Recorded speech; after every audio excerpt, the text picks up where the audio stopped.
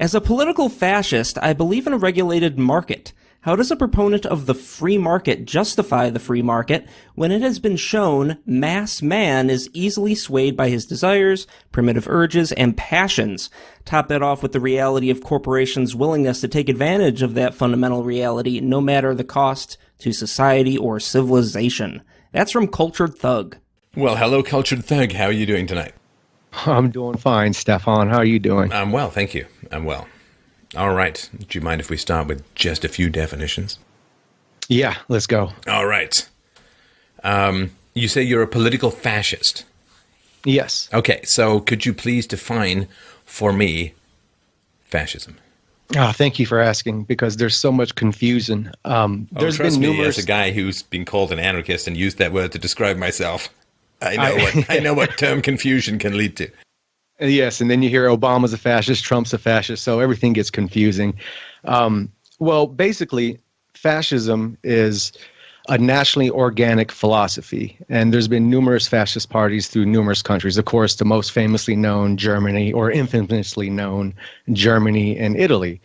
But all these countries had different policies, but they all stem from the same philosophy, and that is what I am when I say I'm a political fascist.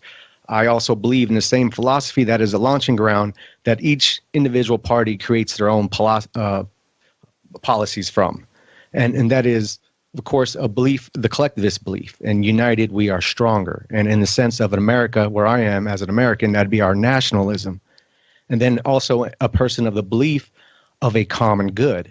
Once again, you can translate that to America First. A true America First policy is how we would dictate our decisions. Is it good for America? And then what separates from your typical collectivist ideologies like communism is greater goals, these societal goals set. These are, the fascist essentially creates its own metaphysics. It creates its own myth as man's greatest goals of achieving, and whatever that achievement may be, as a unified society working towards that.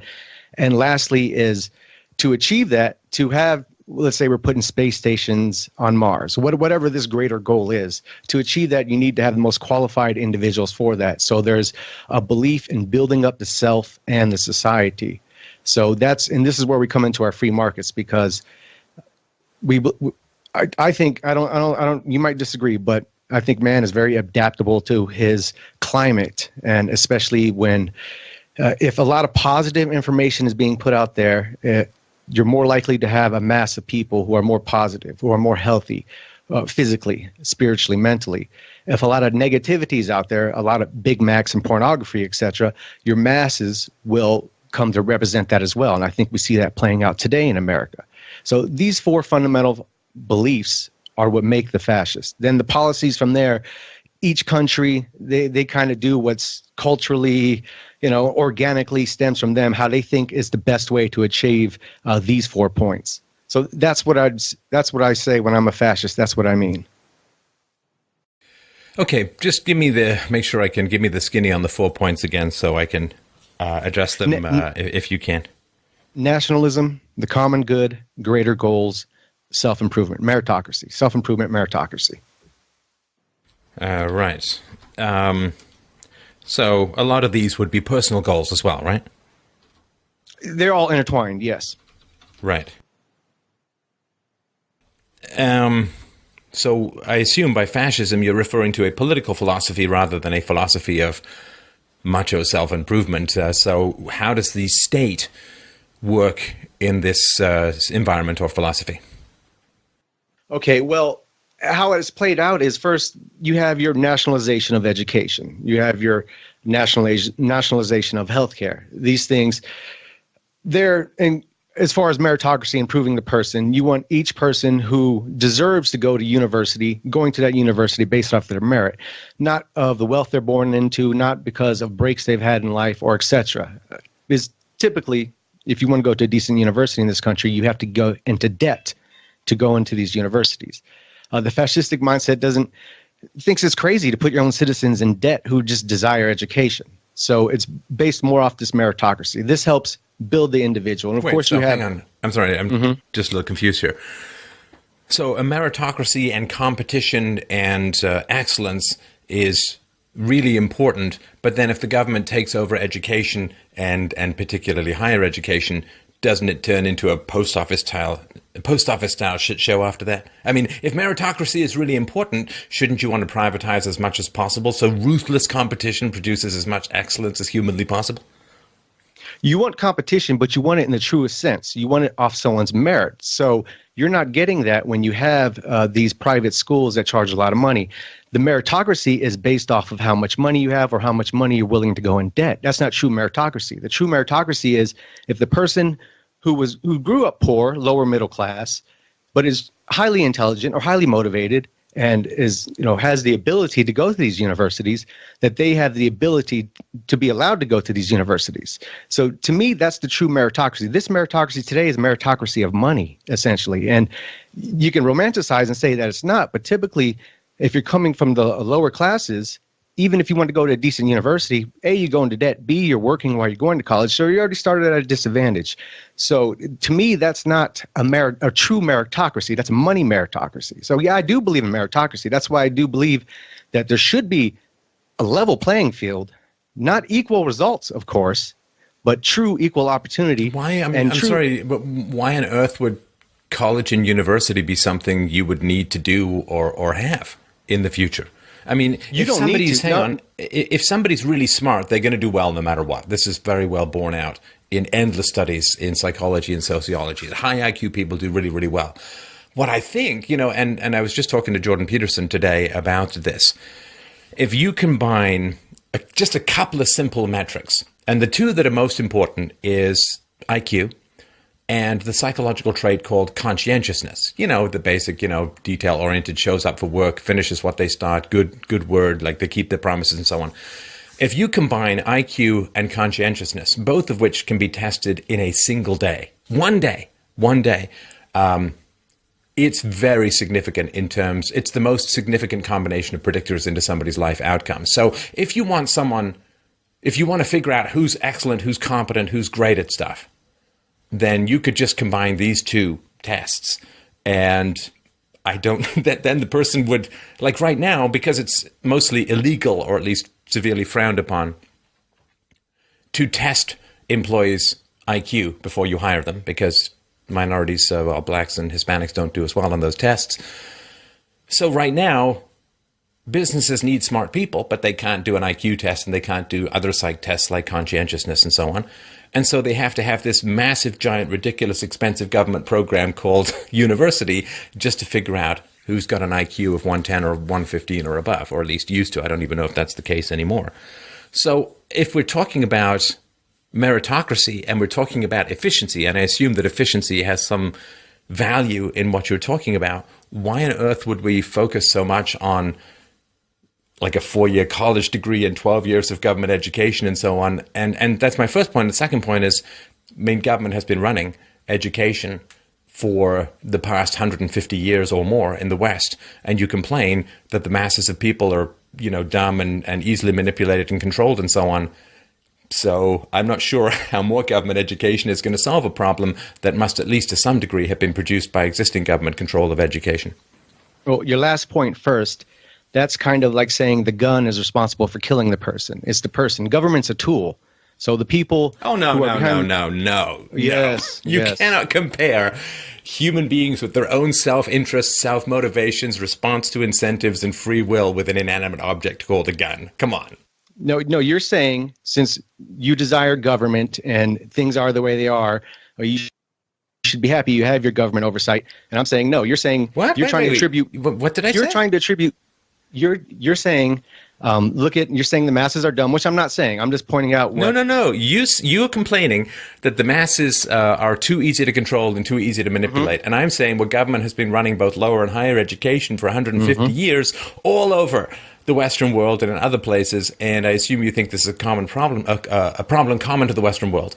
So if governments are great at educating people, then why is it in country after country after country we find people who can't think critically, who can't think independently, who are highly susceptible to manipulation, and who magically think, after being trained by the government, that the government is the solution to most problems? That's the kind of corruption that happens when the government takes over education, right?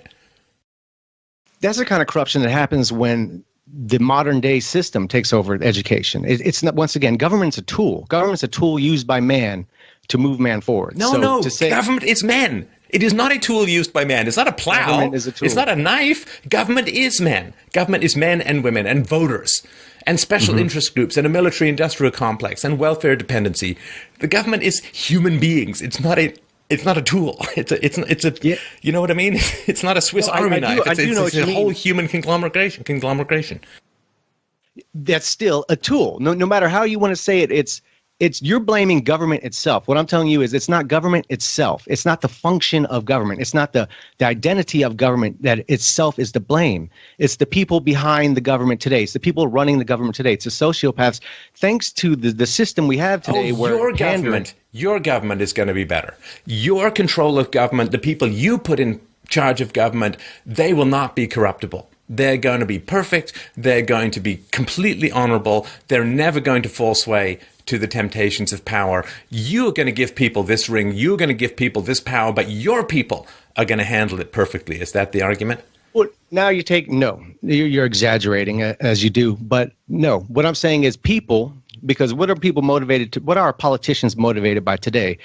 Their special interest, right, and their own success and pandering. If you have people in power who are truly motivated by A, nationalism, B, a common good, C, greater goals, and D, self-improvement and improvement of society, yes, they will make better decisions. Yes, we'll have a more functioning society. Yes, we'll be able to actually preserve and enhance tradition and culture. So yes, there's a big difference in the human element here from what you're talking about. We're not talking about sociopaths that pander to the lowest rung on the ladder and serve the highest rung on the ladder, and this is how the system keeps going. We're talking about people who are actually ideologically believe and passionate about what they believe and promoting that. So yeah, I think there's a big difference. So sorry, are these leaders chosen by the masses, or are they imposed upon the masses?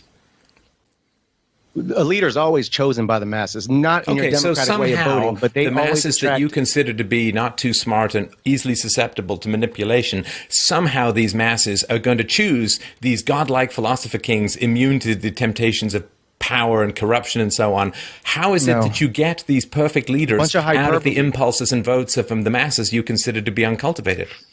Well, first, that's hyperbole. Second, I never said anything about the masses being stupid. This is a common... I mean, this isn't my opinion. Are you disagreeing with me that the mass man is open to their desires? I mean, do we disagree on this point? Are you saying that the mass man, the mass crowd, that they usually listen to their intellect, and that's how they usually process their decisions as a society? Or do we agree that no, it's primarily the instincts of man, the desires of man is what advertisement speaks to, B, what politicians speak to. This is what gets the wheels moving. I mean, so are we having a disagreement here? Because I'm not putting down and calling people stupid. I'm just acknowledging what the reality of the psychosis of the mass group are. And it's not my opinion. This has been documented of numerous different people. Gustave Le Bon, his book, The Crowd, The Psychology of the Mind, of the Groupthink. Edward Bernays, his book Propaganda, he specifically changed the advertisement history of America by tapping into desires can get people to buy stuff that they have no need. I understand. People are often irrational. They are, as you point out, instinctual. You use the term psychosis, which might be a little bit strong. But if this is the nature of people, as you point out, how are they going to choose these wise, incorruptible leaders? Well, no one ever knows if they're going to choose a wise and incorruptible leader. I mean, like I said, I'm not trying to say like, hey, I'm telling you this is the perfect way. Not at all. I'm not trying to say no one will ever be corrupted in any kind of system. I'm not, painting these pictures of these false identities, or these false realities. No, people will. How will you reach these people? Through a populist movement in America. A nationalist? Trump kind of touched on it. He opened the door. We're going to go more towards that way. We might have to deal with a coming leftist insurrection here soon, but we're going more towards that way. How do we deal with that? Is speaking to what people need. And you kind of spoke about it a little earlier with your last caller. People want security. They want to be able to put food on their table, feed their family. They want to have a decent society. They want to maintain their culture. Okay, we've left the realm of philosophy, and now you're just reading a pamphlet or something. I don't know what any of this means. This is just a bunch of words. You're not making any arguments here. You're just painting positive language and thinking that you're getting something done, but we have to be a little bit more rigorous Okay, here. because So you're tell asking me, how- the government takes over healthcare, the government takes over education. So would you then characterize countries where the government has control of education and healthcare as fascistic countries? No, because once again, you're taking all the spirit out of it. Just because you have the apparatus on the outside, you have oversight. Just today in America, we have oversight over the market, right? I wouldn't call this fascist. No. I asked you a question. You need to answer my question and not go off on tangents if we're going to have a conversation. No. Right? No, so I you wouldn't. said that it was to do with government control of education and healthcare, right? Mm-hmm. So this is just a category definitional problem, right? So if you say that governments with control of healthcare and education are fascistic governments, then every Western government is already a fascistic government. So tell me what the difference is. No. First, no. I did not say these are components of it. These are what could come from looking for a common good. Yes, you would nationalize. You wouldn't put your citizens in debt to get cancer taken out of their body. You wouldn't put your citizens in debt if they're contributing citizens, right?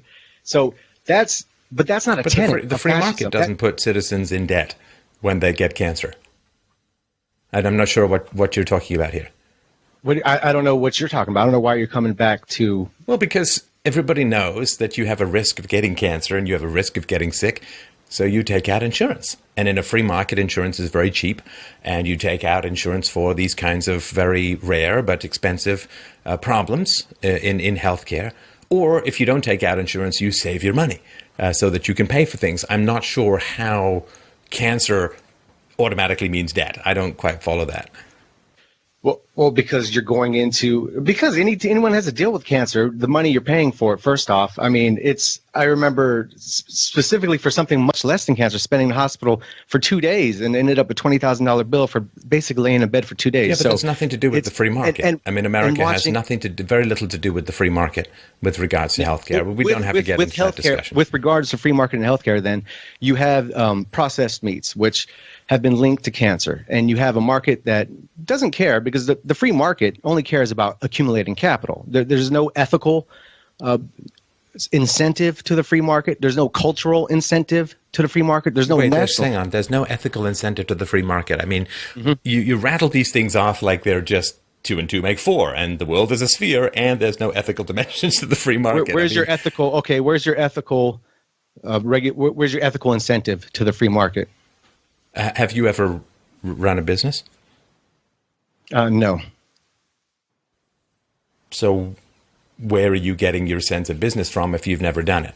You know, it's like me describing Thailand. I've never even seen a picture of it. You know, it's like, where's your ethical? Let's just get right to the point. Where's your ethical incentive to the free market?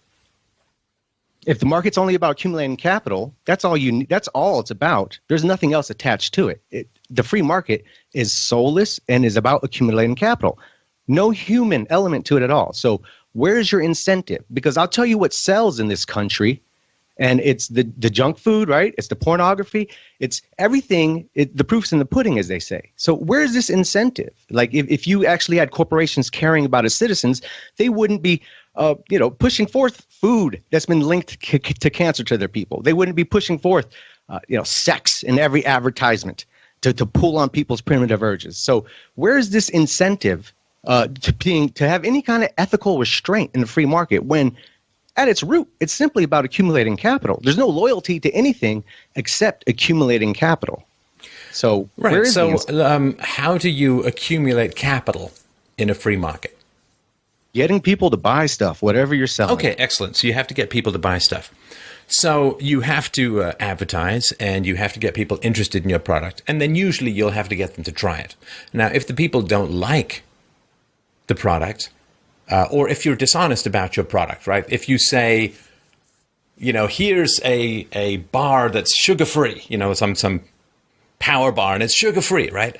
And then it's not sugar-free, and then people with diabetes or other things, they eat it and they get sick or whatever, then not only will they not buy your product, but they'll probably sue you as well, right? So you have an incentive for honesty, which is why you see calorie counts and so on. I don't know, some of that stuff is legislated and so on, but you have to give people decent food in your restaurant. You can't give them rotten food, they'll get sick and never come back and tell everyone and sue you and so on. So you have an incentive to be honest, to provide good services at a reasonable price, and to have consistency in your food offering, right? So, one of the reasons places like McDonald's are popular is that when people go to a McDonald's in a new city, they know what they're getting, right? They're not, especially if you have kids, right? If you've got fussy kids, you go to McDonald's, they're going to be able to eat. It's cheap and all over the place. That's why people do it. It's cheap and all over the place. Fast food is on every corner. It's on every billboard. There's no incentive to that. That food is horrible for your body. Everyone that's ever documented it knows that. And it's the number one selling, fast food is the number one selling food in America. America's one of its biggest consumers. I'm not sure what you mean. What do you mean fast food is all? There's choices you can make that are good and bad in food. And you can get mostly good and bad choices in fast food places. You can go to McDonald's and you can get a veggie wrap. You can go to McDonald's and you can get a pretty good salad. You can go to McDonald's and you can get a bottle of water instead of pop. You can go to McDonald's and you can get lots of healthy stuff. So I'm not sure what you mean. Sure, some people like to eat badly. I don't know what the problem with that is. The problem, of course, everybody has a piece of cheesecake once in a while. Everybody, you can't live on cheesecake, but a little variety is fine. So the fact that some people choose to eat badly, well, no, it's not some people, that's Stefan. their choice. It's not the problem some is, of course, everyone else is being forced to subsidize and pay for the resulting healthcare costs, right? Yeah, well, that is a problem. I agree with that. But no, that's not the reality you're paying. It's not some people. It's when no one's going to McDonald's to buy, however old their lettuce is in their salad, any of their salads, right? People are going to McDonald's to buy. Come on, man. You've got to pull your head out of your ass and start looking at the real world. There's no way that McDonald's would have those salads if nobody bought them. And when I go to McDonald's, I'll order a salad. There's a whole row of them. When I leave the McDonald's, they're gone. Of course, people are buying salads at McDonald's. Come on, man. Listen, I guess you maybe go run a business for a year or two and then start talking about the market. I guess your anecdotal experience is different from mine then, right? Because I don't see anyone in these, at least the last time I went into any of these places. All right, we can look it up. Like I didn't just provide anecdotal experience. I also provide an economic argument that there would not be salads at McDonald's if nobody bought them. Do you understand how that works? Because they'd be spending a lot of money buying ingredients for salads. They would not be accruing those in sales, right? Listen, okay, I exaggerate when I said nobody. Most people go to McDonald's to buy the burgers, to buy the fries, and to buy the milkshakes. They would go to somewhere specifically built around salad or vegetarian food if they were looking for salads, decent salads out there. So I think we can agree on that most people go to fast food places looking for hamburgers, looking for fries, looking for the food that's advertised everywhere, constantly, nonstop. This is this suggestion to the people, which makes it more likely people to eat that kind of food. And once again, not good for you. And there's no ethical standard to the McDonald's or the market or anyone. Wait, hang on a sec. Do you think that people are eating worse now than they were, say, 40 years ago? Do I think yes, I would think so. Why do you think that is the case?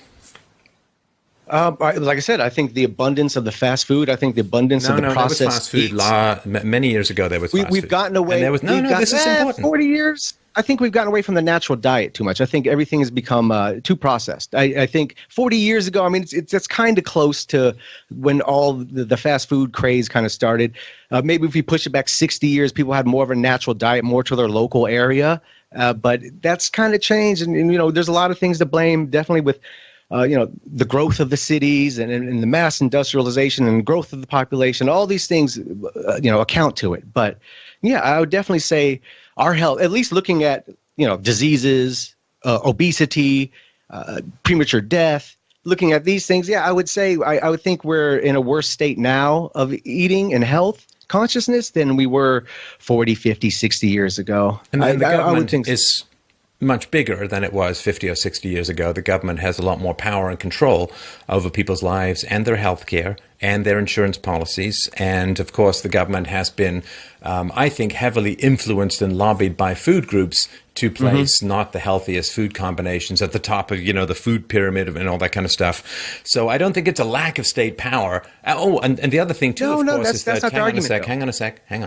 The other thing too is that the rise of the two-parent working household has also contributed a lot, I think, to bad eating, because people end up, they want processed food because they don't have enough time, because there's no mom home doing the shopping and making the good food from scratch. Like my wife, she loves making food for the family. She says, I know everything that's in here.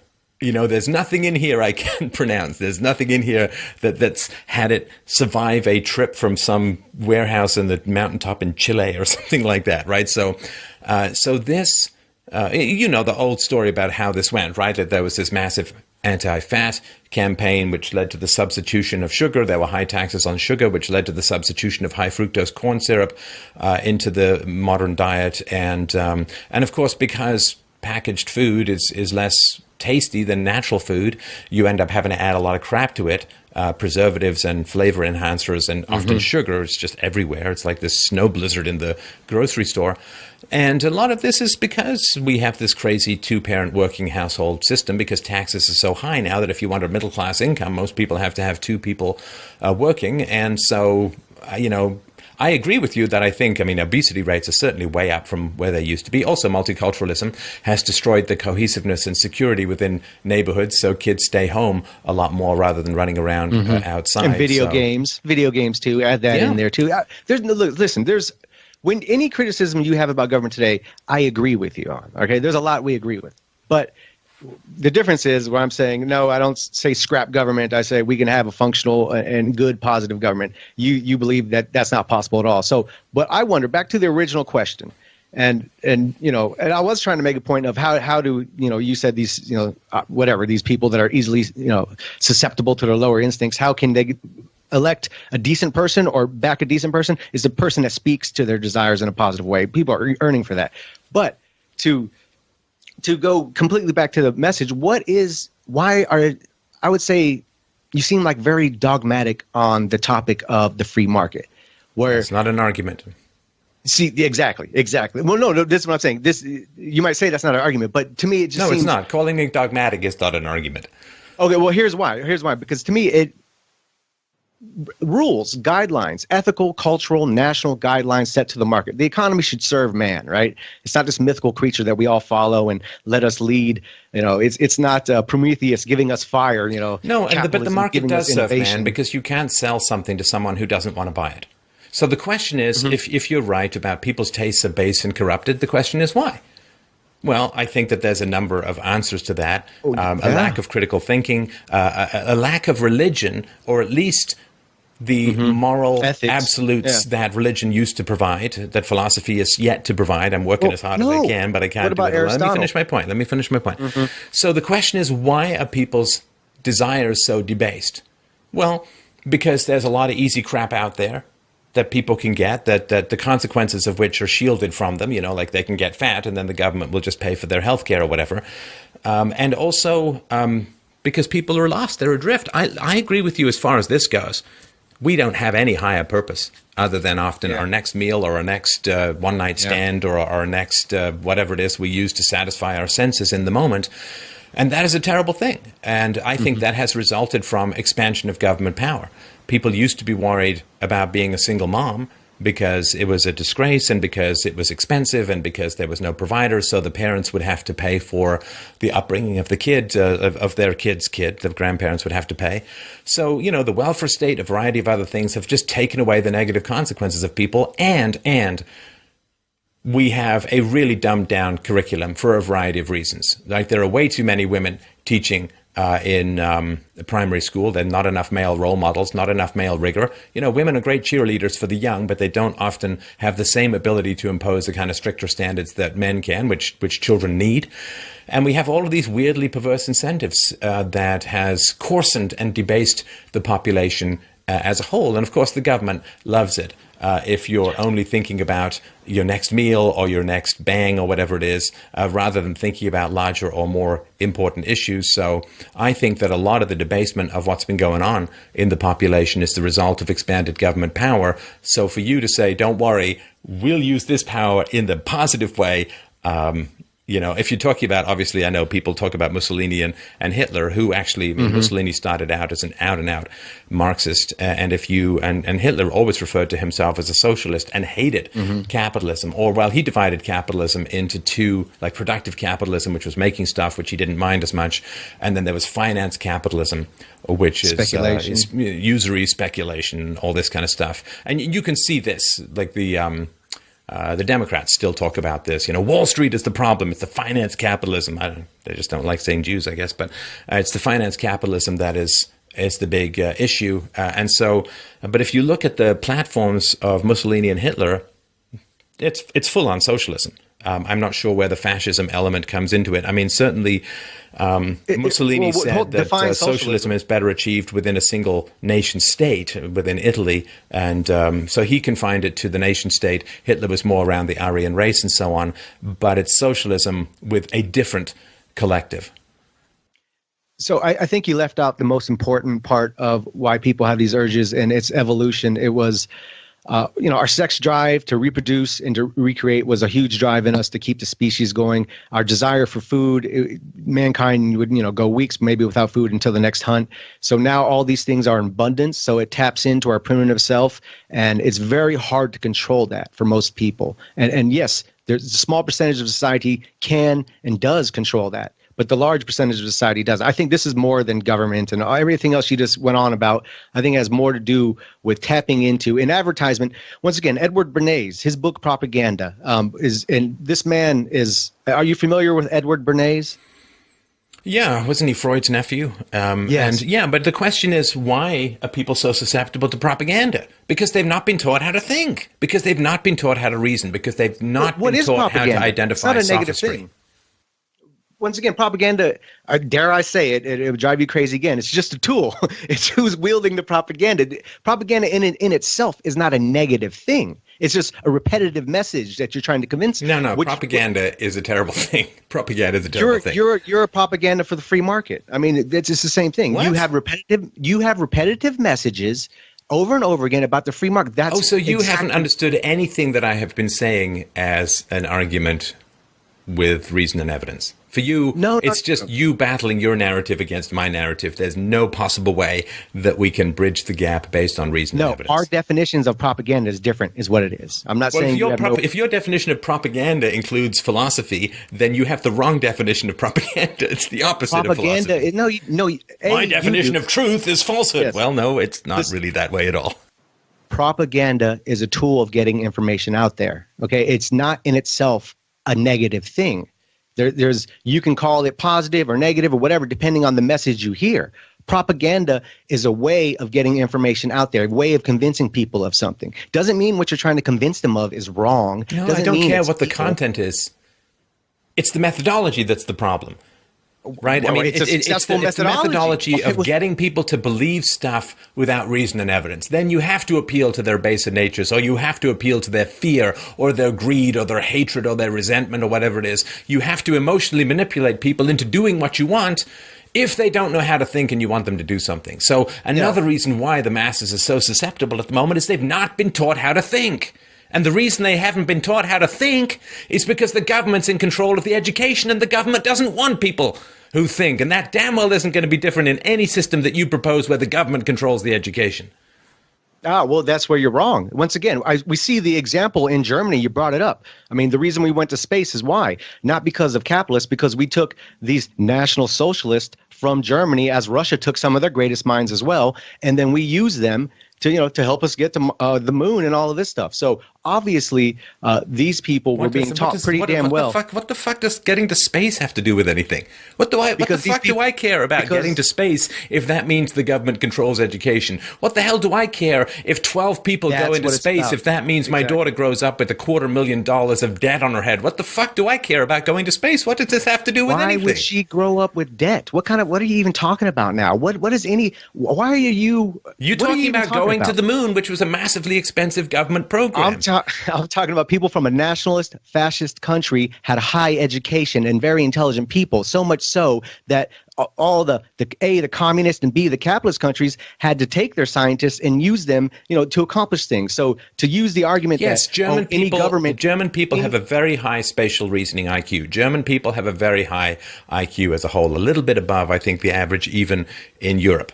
That is not a function of fascism. That is a function of genetics, largely. Now, it was taken over by fascism, and I'm not sure that you really want to be taking 1930s and 1940s Germany as the way forward. But I don't care about going to space. I care about freedom. I don't care about seeing little specks of human beings in government uniforms rotating around the planet. I care about something a little bit more immediate, which is personal and political freedom in the here and now. Personal, yeah. That's what it comes down to. It's personal. It's personal. Everything is the self with your capitalist ideology, right? With the free market. This is. So you're saying it's my capitalist ideology. None of the arguments have landed for you. So for you, everything that I'm saying is mere ideological assertion. That's called projection. And nothing that I'm saying is actually a reasoned argument with evidence, right? Well, no, I haven't. In defense of the free market, no, you haven't given me one reason why we shouldn't have any kind of nationalist stipulation over the government or oversight over the government. Why? Oh, the reason we have a free market is because theft is wrong. Stealing is immoral. Can we at least agree on that? That stealing is immoral? No, because your definition of force and stealing, no. Oh, sorry. In your definition of the government is no force involved? Is that what you're trying to tell me? No, in my definition, I'm part of a team. It's not, I don't look at it as... Is force involved in the government you're proposing? Is force involved in the government I'm proposing? No. There's laws. You're not forced to follow the laws. You can make your own decision. Oh, so what happens if you don't follow the laws? Just out of curiosity. No, Stefan, what happens today when you don't follow the laws? You go to jail. Right? Force is involved because it's the state. Yeah. Well, of course, to have any kind of cohesion, you have to have a collective understanding of society, right? I mean, no. Forget this collective understanding word salad. Is force involved in what you're proposing? Of course it is, because you're proposing a big government. And when you have a big government, you have force. Now with the government, how is it going to finance all these things that it wants to do? How is it going to finance these bigger visions and this common good and this collective? How is it going to do it? It's going to do it by borrowing, by printing, and by taxing, right? Now, you don't seem to be a big fan of the borrowing, all right, because you don't like the debt, get it? So that means it's either going to print money, it's going to tax money. If it prints money, it destroys the economy. If it taxes money, well, it's stealing from people because it's initiating the use of force to remove property from someone else. Now, the free market doesn't do that. Free market does not violate the non-aggression principle. The free market does not initiate the use of force to take from other people against their will. See, we disagree on the whole language, because to me, it's not stealing. I'm a part of a country. I'm contributing to that. It's like I'm a part of a church and I'm putting into the donation. I'm contributing to that. I'm not being forced. Listen. If you want to have sex with some guy, then it's having sex with him. If he has sex with you.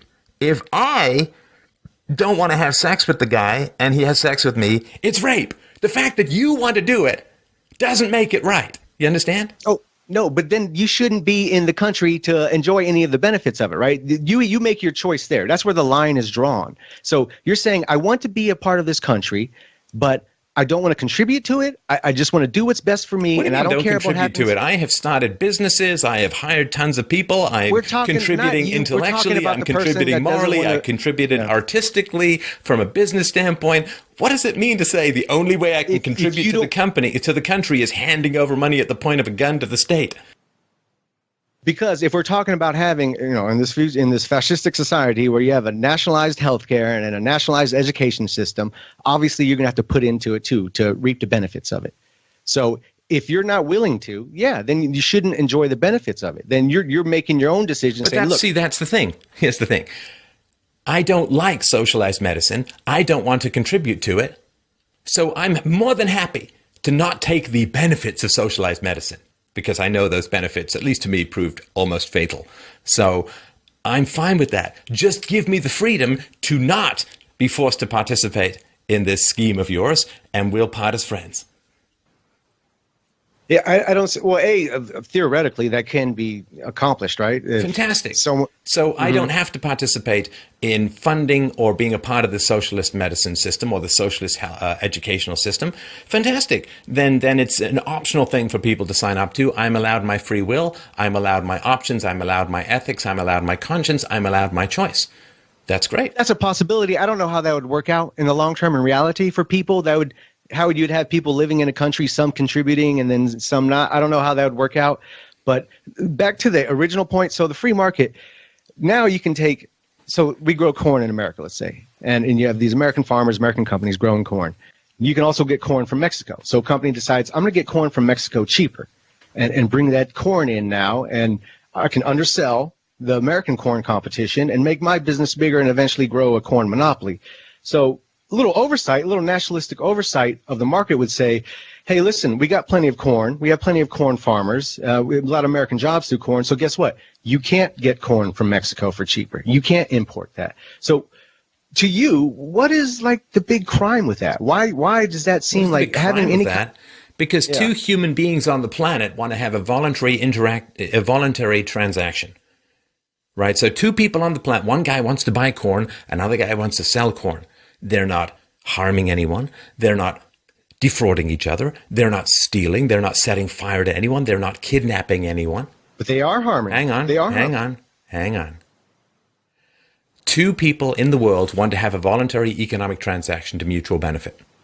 And you're saying, no, fuck you, one of you guys is going to jail, or both of you. That's what's wrong with it, is that they're peacefully interacting economically and you're showing up with a gun. Well, listen, this is what internationalism is at its finest. You're replacing American jobs. You're bringing in a cheaper product that you can undersell, like the Walmart model, right, to take out all the small businesses. You're bringing in this cheaper product, so you're knocking out American farmers out of their corn. Wait. Why? Well, hang on a second. Jesus. You've read a lot, but have you ever spent any real time in the free market as an agent? You have. Have I worked? I mean, have I worked? I mean, I don't understand. You haven't ever owned a business. Do I play the stocks or any of that? No. Okay, so let's say it's simple. You don't need to make it hard. Let's say the price of labor. So simple. The price of labor is cheaper in Mexico, right? And that's the big factor as to why the corn is cheaper. Mm-hmm. Okay, if you are an American farmer and you can't compete with the price of labor in Mexico because it's so cheap over there. Mm-hmm. You don't just go out of business, right? Just brainstorm with me here, brother. What are a few things you could do if you're an American farmer and the Mexicans can sell corn cheaper? You would have to lower the wages of the people working for you is one, I'd imagine. That's one possibility, but that wouldn't be your first choice, I'm sure, because that's kind of volatile, right? Yeah, big time. Okay, so what else can you do? To compete with the lower wages of the Mexican worker, I don't know. What could you do? See, here's the thing. You don't know. So you should stop talking about this stuff until you figure some of this stuff out. I mean this like you're a smart guy, you're verbally very astute and so on. You could do wonderful things in the world. But the fact that it's like, well, I either have to cut my wages or nothing. I mean, give me the answer then. Tons of things you could do. Okay. What can you do? Here's some things you can do. You can switch crops. Right? It's not that easy. You're a corn farmer. You're just not going to take all the corn out and say, hey, guess what? Mexicans done run us out of our business. Let's start growing radishes and hopefully they don't grow radishes. Are you saying that farmers don't switch crops all the time? You've got to be kidding me. Do you know anything about farming? Farmers have to rotate their crops, for Christ's sake. If you grow corn year after year, your soil gets exhausted and you're done. Of course you switch crops. You have to as a farmer. Come on, Your man. answer to internationally bringing in, to having cheap labor and bringing in products is, hey, too bad, cough it up, figure out something else, grow something else. Once again, the human element. It's funny how materialist capitalists stop that shit, man. Stop that shit. You asked me a question.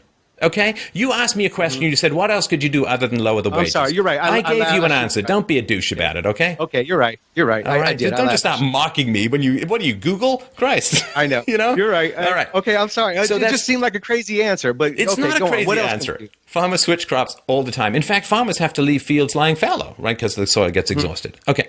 So that's number one.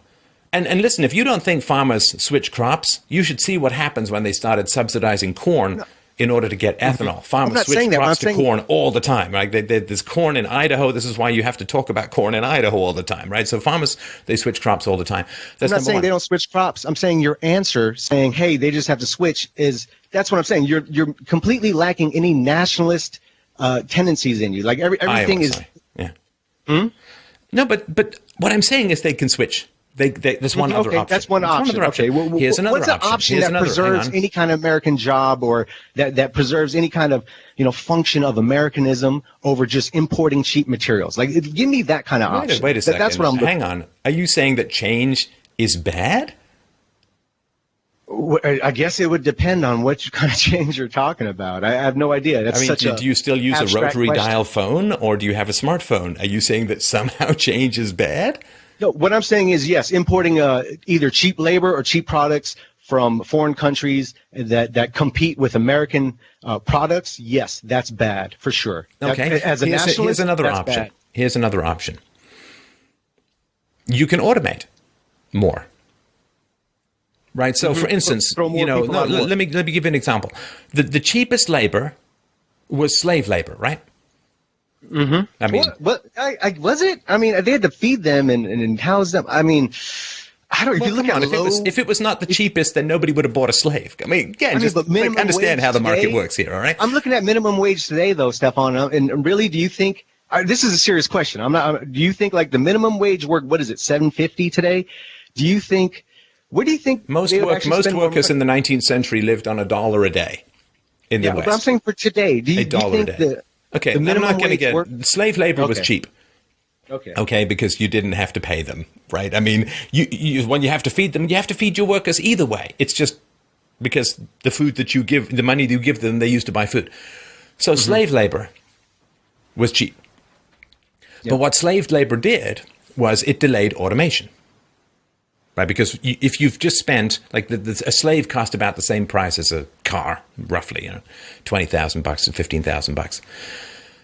So if you just bought 10 slaves, you spent $150,000 or $200,000.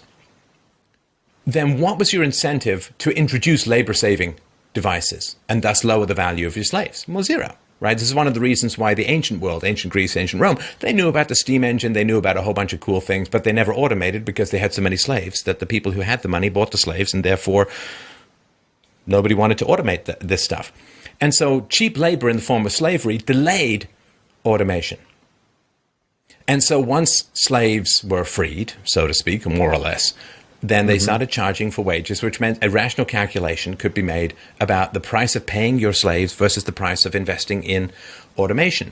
And farm machinery took off after the end of slavery to the point now where at the beginning of the last century, like 70 to 80% of Americans were involved in farming. Now it's like 2%. Why? Because it's not like the population has gone down, or Lord knows, as we talked about earlier, people's caloric intake has increased. And so why are we able to produce so much more food now with far, far fewer people? Because there's competition. Automation, yeah. Because competition and automation. So if you have cheaper labor, whether it's across the town or it's across the country, or it's in another country, the cheaper labor is a stimulus for improving your efficiency. So I'm glad you brought up slavery, because the big thing about it was our short-sightedness. We were short-sighted. No, we weren't here. The people that were in America that bought slaves, used slaves, were short-sighted as to the larger picture. So what happened then? We have what we have going on today, all the way up today, as a result from slavery. Now, same thing with illegal Mexicans, mainly coming in from the South. Big businesses were happy taking them because, hey, they didn't need to give them insurance. They can pay them less, but they're very short-sighted. They didn't see so what do we have? I live in the Southwest. I live in Las Vegas, Nevada. I've watched the whole place demographics change in front of my eyes in the last 10 years because they didn't look at the long-term picture. And I watched the culture change in all these cities as well.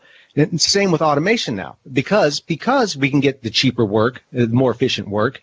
We're not looking at the long-term picture of that either. We're looking at the short-term. Hey, we can make things more faster and cheaper. And we're not looking at all the people who will be put out of work. We'll have to look for work. Like, we remove that human element for it. So I think I see what you're saying, and it's a theory, but I tend to agree with that theory that slavery has kind of slowed down automation. But when I look at the consequences of it, I look at automation just like the same way I'm looking at slavery. I'm like, hey, let's slow down. Let's look at what the long-term effects of these things we're doing could be, because we have a swelling population. Yeah, but see, you're trying to make decisions on like moving chess pieces around, and should we automate or should there be? Instead of blindly moving. No, hang on. Right? Let me finish my point. So you're trying to make decisions on how much automation is good and what are we going to do with the 10% of people in the country who've got IQs 83 or below and, can't exactly retrain to become software engineers or whatever. So, but here's the thing. We'll never know. You will never have enough information. I will never have enough information. No one will ever have enough information to make these kinds of decisions about what should be done. How should we judiciously apply government force to do this? Or should corn be imported from Mexico? Or should TVs be imported from China? Let me finish my point. Let me finish my point, and then I'll let you talk. All right? This is how it works.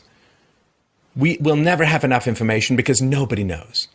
Nobody knows all of the details, all of the complexity, all of the price systems, all of the desires, the demands, the shifting demographics. Nobody knows. So here's the thing. Here's what we do. We don't make decisions based on consequences. We don't make decisions based upon manipulations or special interest groups or who likes what or which farmer wants to grow which crops because we don't know. We make our decisions, my friend, based on ethics. We make our decisions based on morals.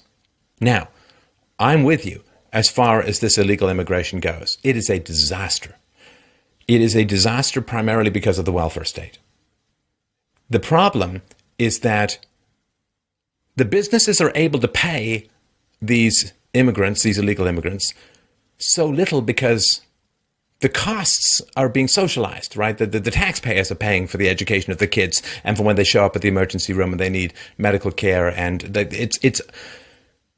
and the roads that they use, and like it's the taxpayer who's being forced to pay for all of this stuff to subsidize this, what could be somewhat termed an invasion, right? So it is not a deficiency of government power fundamentally. If you leave a big pile of honey in the woods, don't get mad when the bears show up, right? If you people wander across an unprotected border and they get tens of thousands of dollars worth of free stuff, like vastly more than they could earn in their own corrupt country, they're going to do it. You can have open borders, you can have a welfare state, you can't have both. You can't have both, or you get just these kinds of disasters. So you shouldn't have either, I'd say, but yeah, go on.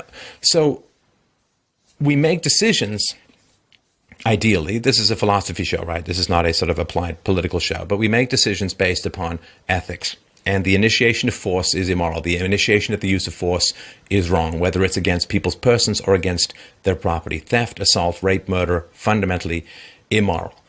And if you want to jump over the morals and start talking about how we can move these chess pieces about and so on, then you're at the wrong show. Because this is a show where we start with, this is a conversation where I'm going to have to start with, as a philosophy guy, I have to start with first principles, reason, evidence, ethics. Mm-hmm. And the reason and the evidence and the ethics are that if people are engaged in voluntary trade, peaceful trade, that should be allowed. And it doesn't matter fundamentally whether across the street, across the country, or in another country, if people if they want to trade with each other, if I have a banana in my studio for a snack later if I get hungry. Can't grow those in Canada, right? So obviously, if I want a banana and I like bananas, got to be able to trade with other countries. So America, Mexico, I believe some of the other South American countries are very, very big on the banana trade. And at least that's what I got from the Harry Belafonte song. So if people want to trade, let them trade. Now, if people want to move into a neighborhood, like illegal immigrants, they want to move into a neighborhood and they want to start accessing all of the taxpayer resources that are extracted from the population through the power of the government, well, that's a whole other issue. The immorality there is not the illegal immigration, because what they're doing, well, it's illegal. But of course, in most places, they're still able to access social services and welfare. It's one of the mind-blowing things I found out about just over the last couple of years. Living in the shadows, I don't think so. But the question to me just comes down to what is moral. Property rights. Integrity of persons and property is moral. Initiation of force, initiation of violence, initiation of theft, these are all immoral. And it comes down to those questions for me. All of this other stuff about, automation and Mexican workers and so on, nobody will ever know how to manage all of that stuff. We simply have to work on the basic principles of what is good and what is bad, what is right and what is wrong. And those decisions are a whole lot easier.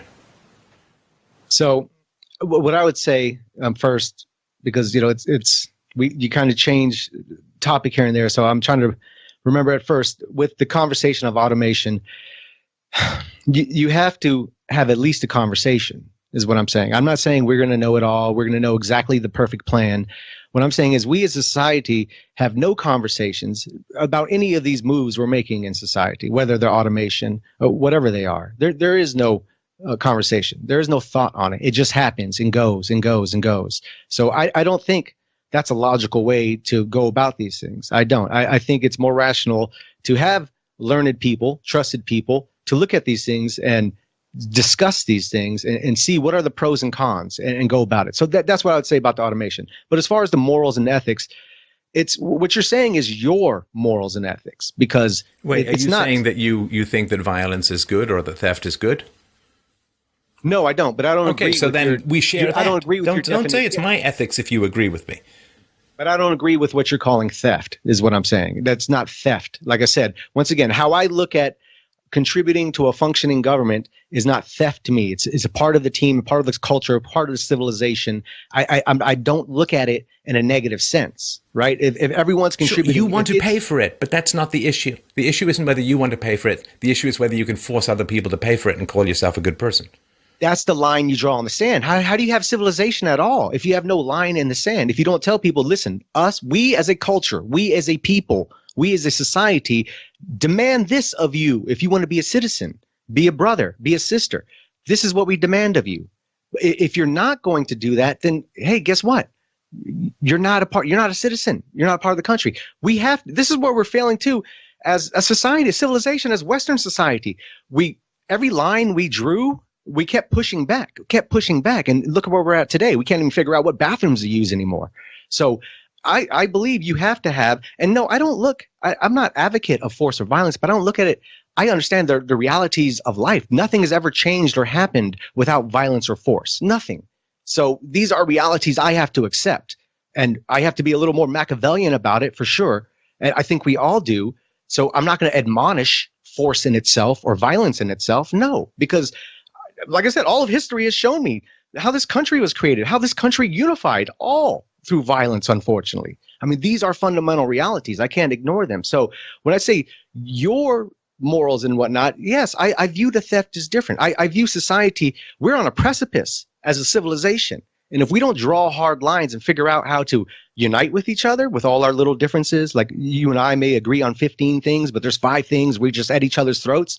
Like if we don't come together and figure out how to get rid of those 5 things as people and unite on those 15 things, we're going off the edge. I mean, I know you say, because you see it yourself. You've been speaking about it for about 2 years now. So if you see the same thing. I agree with you that we're on a precipice. And I agree with you that it's kind of an emergency at the moment. But if the answer is more government, collectivism, more force, you don't more want it. bigger Yeah. power, more government, more laws, more force, more jail, more collectivism, more government control of people's minds through education, I'm afraid we part ways, because that road, that's been tried for about the last 100,000 years, and this is where we've ended up. Listen, I'm going to move on to the next caller. I appreciate the conversation. I really do. And I appreciate the workout, and thanks very much for sharing your thoughts. All right. Thank you. Take care. Bye-bye.